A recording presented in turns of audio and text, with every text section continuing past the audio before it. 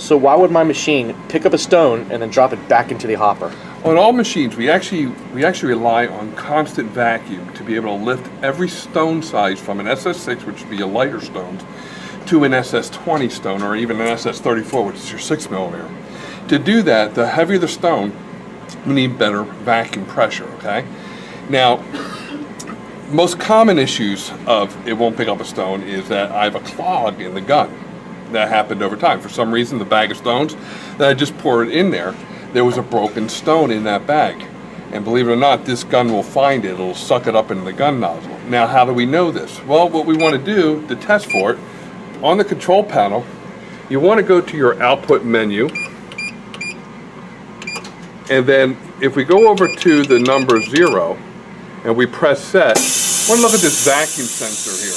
Right now we're reading a value of 53.3, and that number is too high. It shows me that I have somewhere a clog, either in the nozzle, or in the gun rod, or in the fitting, or in the tubing. So what I want to do is simply do this. Number 1, the number should read 44 or under, okay? Is remove the gun nozzle, and take that out of the equation, and press set again. If the number is still at the 57 range, you see this one here is 37, the number went down, but it didn't go down enough. I'm real close to that 40 range, 44 range. Here, you can see I'm actually at 68, okay, with the nozzle tip off. That tells me that the gun nozzle is not clogged. Now, if the number dropped down when I remove the gun nozzle, then I know it's the gun nozzle is clogged. To unclog it, you simply take a small paper clip and unfold it. And I use a paper clip because it actually is a blunt end to it. Most people like to use needles, but needles, because they have a tapered end, will actually work its way around the clog. I'll peel the sheathing off, and this acts as a plunger.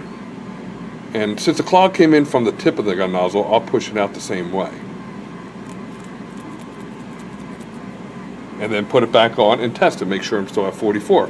But with the nozzle tip off, you can see that I'm well above that 40 range. I'm at 67.5 on here. So I know the clog is not in here. So what I'll do is then I'll disconnect the air tube to see if the clog may be here or in here. The number should drop. And as you can see, it did clearly. If the number was still high, then I know the clog would be somewhere along this tube.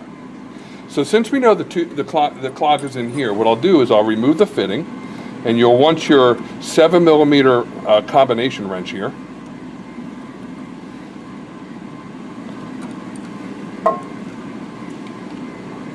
And again, I'll just go ahead and unclog it.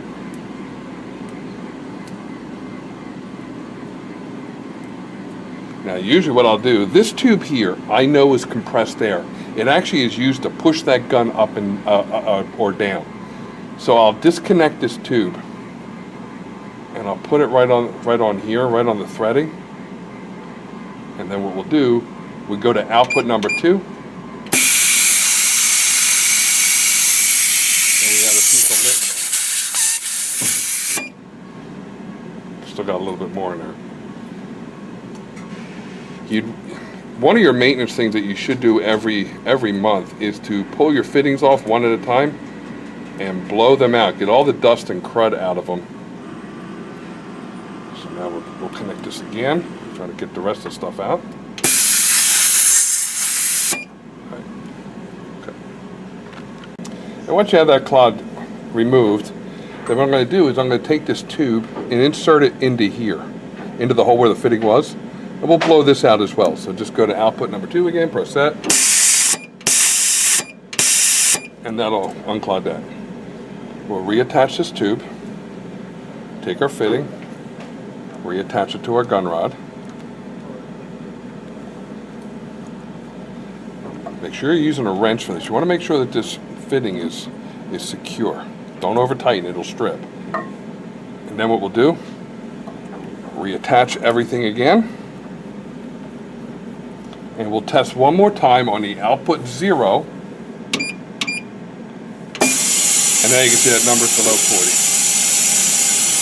40. All right, the next problem that can be also the issue is that when the gun goes down to the plate, the distance between the stone and the gun nozzle tip is too far.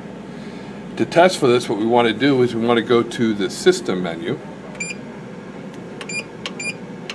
And you want to go to Mag Part. And we'll go down to Gun.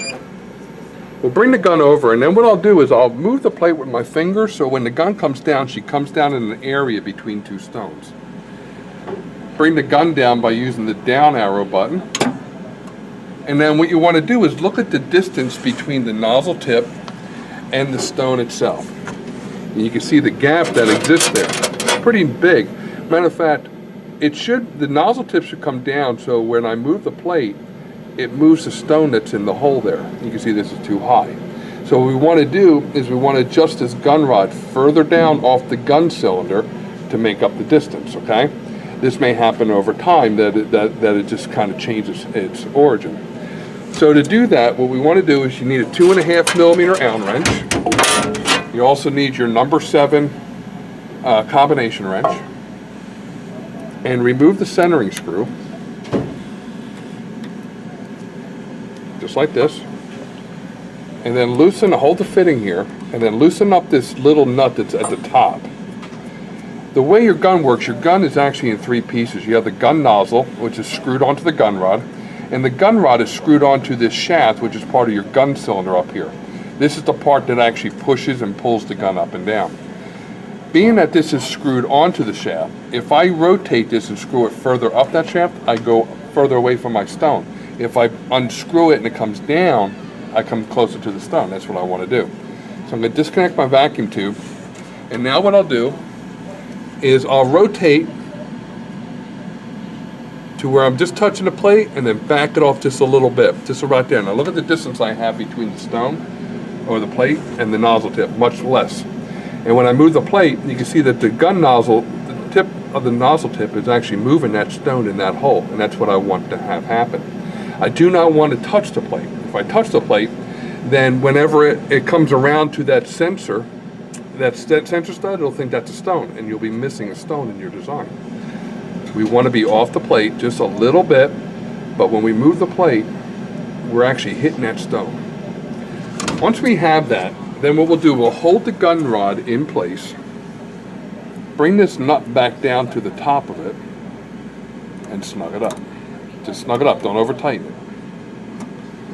When I do that, I can now rotate both the gun cylinder shaft and the gun rod to position my groove of the gun right here, where the centering screw goes into, and reinsert the centering screw.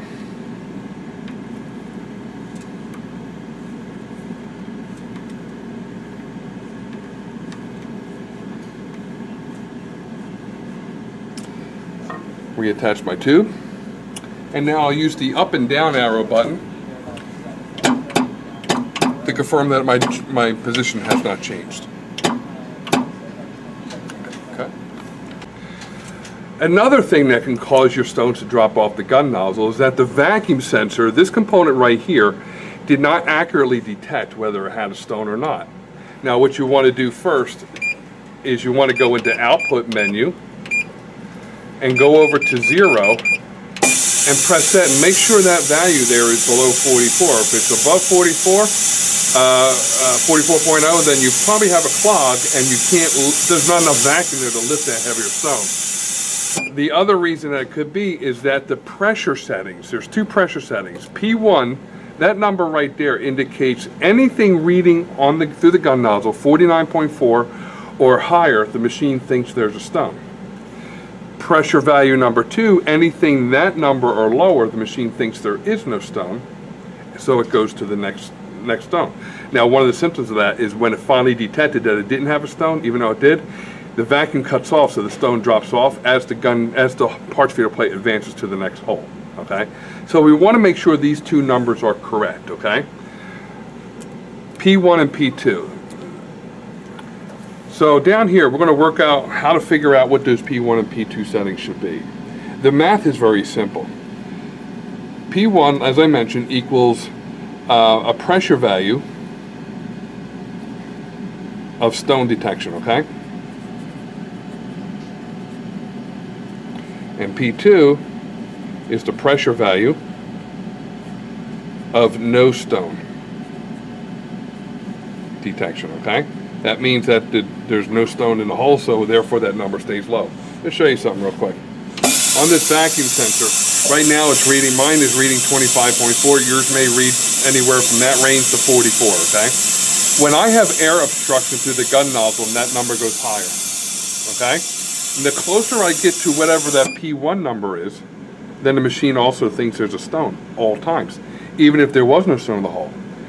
If my P1, which on my machine is set to 49.4, if my press output 0, if my home number was that 68 range, machine will always think there's a stone even though there's no stone in the hole.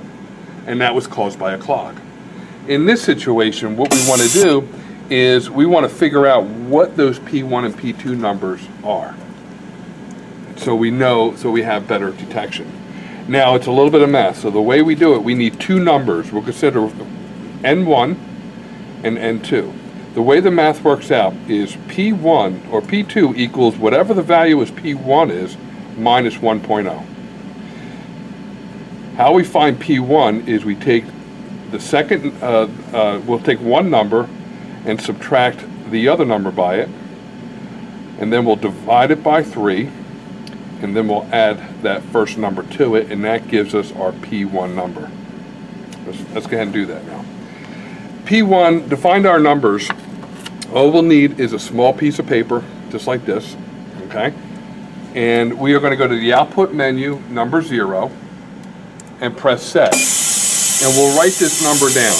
N1 is the value shown without paper, okay? So I'm going to write this number down, 25.2, so I'll write N1 equals 25.3. You're going to put the paper on the tip of that gun nozzle. There we go. And you can see this N2 number is 68.8. Now we'll turn off our air. So to write it out is your N1 number is the value shown on the vacuum sensor without paper. N2 is the value that we've seen with paper. And here's my two numbers, 68 and 25. So if we work out our math, we want to do N2, which is 68.8, minus N1, which is 25.3.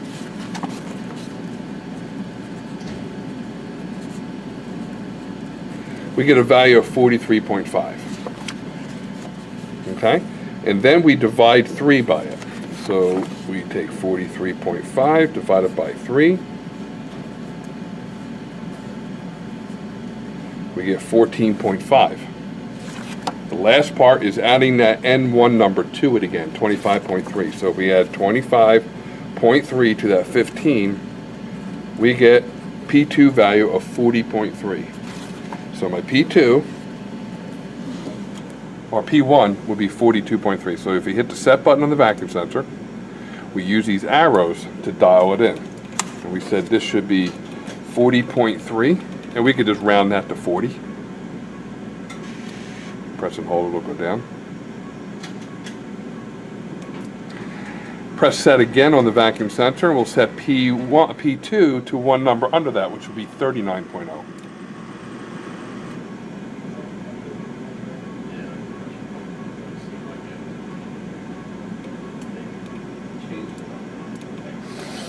And then we hit set. Don't worry about P3 and P4. They're pressure values that we're not using on the machine. This vacuum sensor just has the capabilities of monitoring multiple vacuum parts. Okay? Now that that's done, now we can run the machine, and the machine should detect that it has the stone on the gun nozzle and no longer drop it back into the hopper.